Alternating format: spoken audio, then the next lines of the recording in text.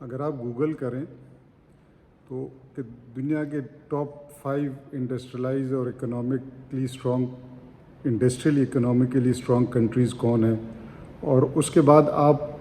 Google کریں کہ agriculture میں ٹاپ 5 کنٹریز کون ہیں، تو آپ کو یہ دیکھ کے حیرانگی ہوگی کہ جو کنٹریز انڈسٹریلی اور اکنامکلی اسٹرانگ ہیں وہی کنٹری ایگریکلچر میں بھی ٹاپ 5 پہ ہے۔ اس کا مطلب یہ ہے کہ جو کنٹری ایگریکلچر میں اسٹرانگ ہوگی وہ فائنینشلی، اکنامکلی اور انڈسٹریلی بھی جو ہے اسٹرانگ ہوگی۔ اب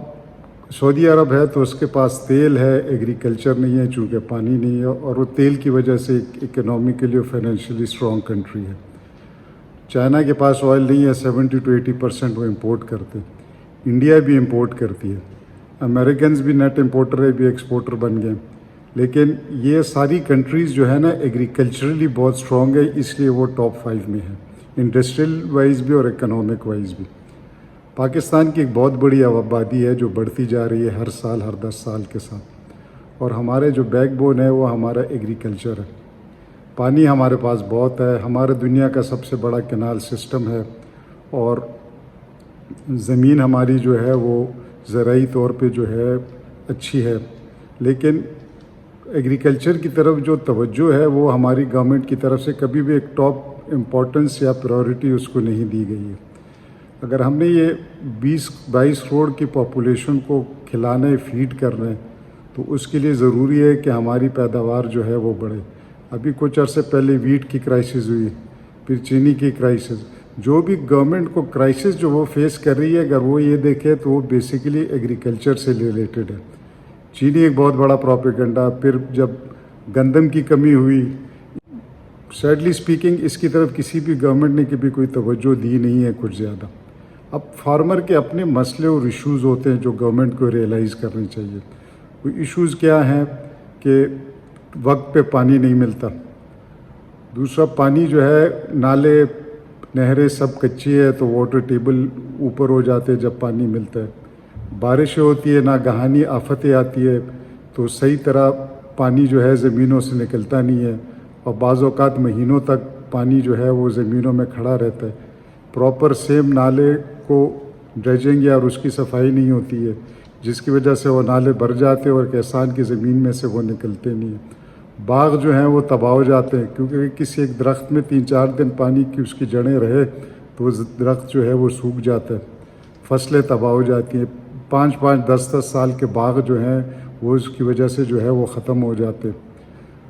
اگر ایگریکلچر ڈپارٹمنٹ میں جائیں، میں سندھ کی بات کر رہا ہوں کیونکہ 10-12 سال سے میں سندھ میں ایگریکلچر کر رہا ہوں،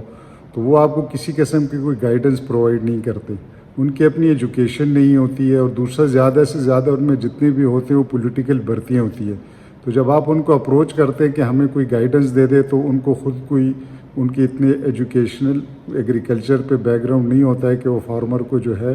وہ کوئی ایڈوائس دے سکے۔ بیج جو ہے وہ اس کا فارمر کو یہ نہیں علم ہوتا ہے، پتہ ہوتا ہے کہ کون سے بیج وہ استعمال کرے، بیج کے بارے میں کوئی ریسرچ نہیں ہے، ہر علاقے کی زمین مختلف ہے، اس کو مختلف قسم کے جو ہے بیج چاہیے تو اس کے مختلف قسم کی فصلیں ہوتی ہیں، فارمر کی گائیڈنس کہ وہ جو ہے کون سی فصل لگائے کس وقت لگائے۔ مثال کے طور پہ اگر آپ ٹماٹر لگائیں تو ہر بندہ ٹماٹر لگانا شروع ہو جاتا ہے، نتیجتاً کیا ہوتا ہے کہ جب آپ کا ٹماٹر یا فصل پکنے پہ ہوتے ہیں تو منڈی میں وہ 5 روپے کلو جو ہے بکنا شروع ہو جاتا ہے، مارکیٹ جو ہے وہ ایکسیسیبل نہیں ہے، کیونکہ مڈل مین جو ہے وہ آپ کے ساتھ بہت تاؤ کرتا ہے اور آپ سے چیز سستی اٹھا لیتا ہے، وہی ٹماٹر جو 100-120 روپے کلو جو ہے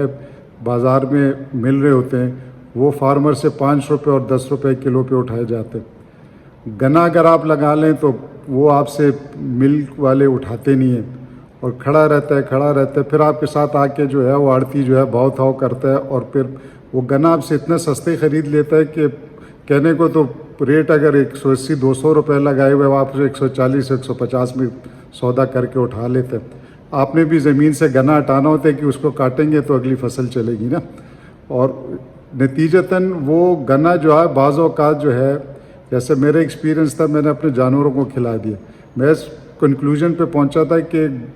چارہ زیادہ مہنگا ہے بجائے جو ہے جو گنے کی قیمت جو ہے وہ لگ رہی ہے. فارمر کی کاسٹ ہی نہیں نکلتی ہے. اگر فارمر بیج لیتا ہے پھر اس بیج کو لگاتا ہے، بیج کو لگانے کے بعد اس کو یوریا دیتا ہے یا کھاد دیتا ہے، پھر جب وہ فصل کھڑی ہوتی ہے اس کو کاٹتا ہے. فصل کاٹنا ایک عذاب ہو جاتا ہے کیونکہ ہاتھ سے آپ کاٹتے ہو. جب آپ کاٹنے بھی شروع ہوتے ہیں تو اس کی ایک کاسٹ جو ہے مطلب کوئی 10ویں حصے میں کاٹ رہا ہوتا ہے. اسی طرح تھریشر آپ لگاتے ہو تو وہ اپنا ایک حصہ لیتا ہے. جب تھریشر والے کو آپ حصہ دیتے ہو، جب آپ کٹائی والے کو حصہ دیتے ہو اور اس کا بیج کھاد کے پیسے اکٹھے کرتے ہو تو آخر میں آپ کہتے ہو بھئی بچا کیا ہے. یہ اتنی بڑی زمین رکھ کے اس پہ جب میں کاشت کر رہا ہوں تو اس سے میرے کو کوئی ایسا ہے کہ کوئی بچ رہا ہے. اب اگر گورنمنٹ قیمتیں بڑھاتی ہیں تو وہاں پہ ایک شور مچ جاتا ہے کہ بھئی یہ اس چیز کی قیمت بڑھ گئی، اس چیز کی قیمت بڑھ گئی. قیمت فارمر کو وہ ملنی چاہیے کہ جس سے وہ زندہ رہ سکے اور وہ اس بات پہ راغب رہے کہ میں نے جو ہے نا ایگریکلچر کرنی ہے. وہ یہ نہیں ہے کہ ایگریکلچر کو چھوڑ دے اور کسی اور کام پہ لگ جائے، کسی فیکٹری میں نوکری ڈھونڈنا شروع ہو جائے یا شہر میں آ جائے. اس کو اس زمین پہ رہنے کے لیے اتنا کچھ مہیا ہونا چاہیے کہ جس کے بعد جو ہے وہ اپنے بچوں کو، اپنے گھر والوں کو پال سکے. لیکن اگر آپ دیکھیں سب سے بڑا کرٹیسزم لینڈ لارڈز پہ آتا ہے کہ بھئی اتنی زمینیں استحصال ہو رہا ہے، ان پہ تو کوئی ٹیکس نہیں ہے. اللہ کا شکر کریں کہ وہ کچھ اگا رہے ہیں اور آپ لوگ کھا رہے ہیں. 100 ایکڑ 200 ایکڑ 50 ایکڑ زمین کو کوئی مینیج کر سکتے ہیں؟ اس پہ فصل کرنے کے لیے، ڈالنے کے لیے جتنا آپ کو پیسہ چاہیے اور آپ کو کوئی ایشورنس نہیں ہوتی. پہلی بات یہ کہ کوئی ایسی ناگہانی آفت نہیں آئے گی کہ آپ کی فصل ضائع ہوگی. اور اگر اس سے آپ نکل بھی جاتے ہیں تو یہ کہ آپ کو ایک اپروپریٹ قیمت ملے گی. مارکیٹ میں آپ یہ سوچتے ہو کہ یار آج دوسروں کے ٹماٹر یا چاول کی فصل خراب ہوگی تو میری قیمت بڑھے گی تو مجھے کچھ ملے گی. مرغی والا ہے، مرغی والا فارمر کبھی جو ہے پیسے اس کو کوئی ملتے نہیں ہے، وہ کوئی کما ہی نہیں سکتا. وہ اسی پہ رہتا ہے کہ ایک فلاک 2 4 5 فلاک میں کوئی ایک فلاک اس لیے اچھا نکل جائے گا کہ دوسروں کی مرغی پلے گی نہیں ہے، وہ مر جائے گی تو مجھے اچھا پیسہ مل جائے گا. ہم ایون اپنا ایگریکلچر جو پلان کرتے ہیں وہ ناگہانی آفت پہ کرتے ہیں کہ دوسرے کا نقصان ہوگا تو شاید میری قیمت بڑھ جائے. اگر سب کا فلاک صحیح چلا، اگر سب کی فصل صحیح ہوئی، اگر سب کے جو ہے چیزیں ٹھیک ٹھاک گئی تو اس کا مطلب مارکیٹ میں اس 10 سال جو ہے قیمت کم ہوگی اور آپ کو کچھ بھی نہیں ملے گا. مطلب میرا ارباب اختیار سے اور گورنمنٹ سے ریکویسٹ ہے کہ ہماری جو سروائیول ہے وہ ایگریکلچر میں ہی ہے. ایگریکلچر کو خدارہ جو ہے امپورٹنس دے. آپ ایک جو زمینیں آباد کر رہے ہیں ان کو جو یہ کہہ رہے ہیں ووٹ کو عزت دے نا، ان کو عزت دے، کیونکہ ان کی وجہ سے آپ کھا پی رہے ہیں اور زندہ ہے. اگر فارمر زراعت چھوڑ دے گا، اگر زمینیں جو ہے وہ ہاؤسنگ کالونیز میں اور سوسائٹیز میں تبدیل ہوتی رہیں گی اور ایگریکلچر ختم ہوتا جائے گا تو یہ وقت آئے گا کہ ہم لوگ جو ہے ہمارے پاس کھانے پینے کے لیے کچھ بھی نہیں ہوگا. تو اس کے لیے یہ ضروری ہے کہ from the grass root level جو ہے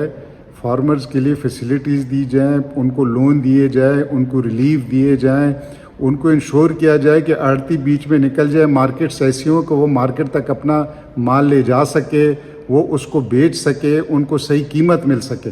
اور اگر ضرورت پڑے تو ان کی کراپ انشورنس ہو. اگر آپ صحت کارڈ دے رہے ہیں تو آپ کراپ انشورنس بھی دیں نا، کہ اگر ایک فارمر ہے جو وہ لگا رہا ہے کنٹینیوسلی اپنا فصل اور کوئی 1 سال یا 2 سال آپ نظر آ رہا ہے کہ آپ کو بارشیں ہو گئی ہیں، طوفان آ گیا ہے، پانی نہیں اویلیبل ہے، اس کا کراپ خراب ہو گئے، تو آپ پچھلے سال کے بیس پہ اس کو کچھ ریلیف، کچھ انشورنس کور تو پرووائڈ کر سکتے ہیں نا. اس کو بجلی جو ہے آپ مفت دے سکتے ہیں، اس کو سولر پینلز پرووائڈ کر سکتے ہیں کہ وہ آپ کر زمین پہ اپنا کنواں لگا کے اور اس سے پانی نکالنا چاہے. آپ کو سبسڈائز کرنا پڑے گا ایگریکلچر کو، آپ کو انکریج کرنا پڑے گا فارمر کو، اگر آپ یہ چاہتے ہیں کہ آپ جو ہے سروائیو کریں اور آپ کی جو بڑھتی ہوئی آبادی ہے اس کو آپ کھلا سکیں.